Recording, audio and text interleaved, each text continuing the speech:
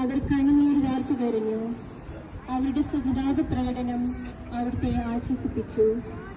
അവിടുന്ന് അവരോട് പറഞ്ഞു, നിങ്ങളെയും നിങ്ങളുടെ കുഞ്ഞുങ്ങളെയും ഓർത്തു കരയുവിൻ. ഏതാനും വർഷങ്ങൾക്കുള്ളിൽ ഓസ്ലയും ആക്രമിക്കപ്പെടും.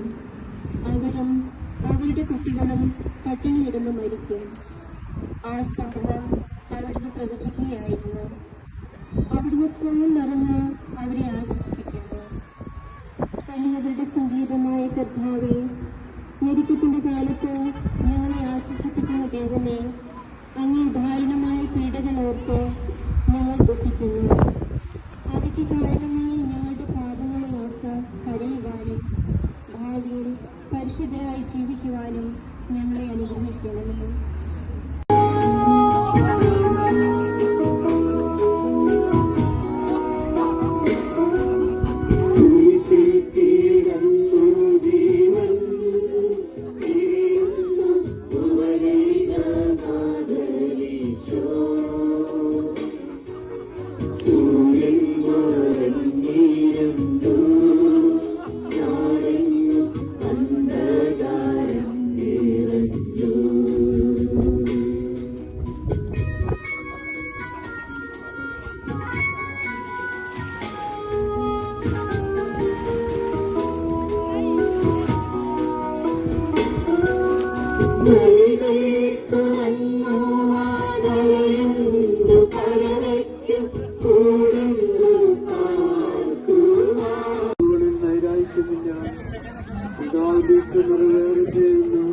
അവിടുന്ന് പ്രാർത്ഥിക്കുന്നു. ലോകരക്ഷകനായ കർത്താവേ, സ്നേഹത്തിന്റെ പുതിയ സന്ദേശവുമായി വന്ന് അങ്ങേ ലോകം കുരിശിൽ തറച്ചു. അങ്ങ് ലോകത്തിൽ നിന്നല്ലാത്തതിനാൽ ലോകം അങ്ങയെ ദ്വേഷിച്ചു.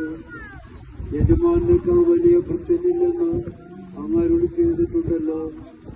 അങ്ങയെ പീഡിപ്പിച്ചവർ ഞങ്ങളെയും പീഡിപ്പിക്കുമെന്ന് ഞങ്ങൾ അറിയുന്നു. അങ്ങയോടുകൂടി കുരിശിൽ തറയ്ക്കപ്പെടുവാനും ലോകത്തിന് മരിച്ച് അങ്ങേക്ക് വേണ്ടി മാത്രം ജീവിക്കുവാനും ഞങ്ങളെ അനുഗ്രഹിക്കണമേ. സ്വർഗസ്വനായ ഞങ്ങളുടെ പിതാവേ, ഇതാ നിന്റെ മകൻ എന്ന അമ്മയോടും ഇതാ നിന്റെ അമ്മ എന്ന് യോഹന്നാനോടും അവിടുന്ന് അരുൾ ചെയ്തു. 12 മണി സമയമായിരുന്നു. എന്റെ പിതാവേ, അങ്ങേ കൈകളിൽ എന്റെ ആത്മാവിനെ ഞാൻ സമർപ്പിക്കുന്നു എന്നരുൾ ചെയ്ത് അവിടുന്ന് മരിച്ചു.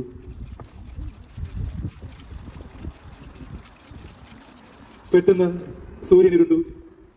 3 മണിവരെ ഭൂമിയിലെങ്ങും അന്ധകാരമായിരുന്നു. ദൈവാലയത്തിലെ തിരശ്ശീല നടുവേ കീറിപ്പോയി.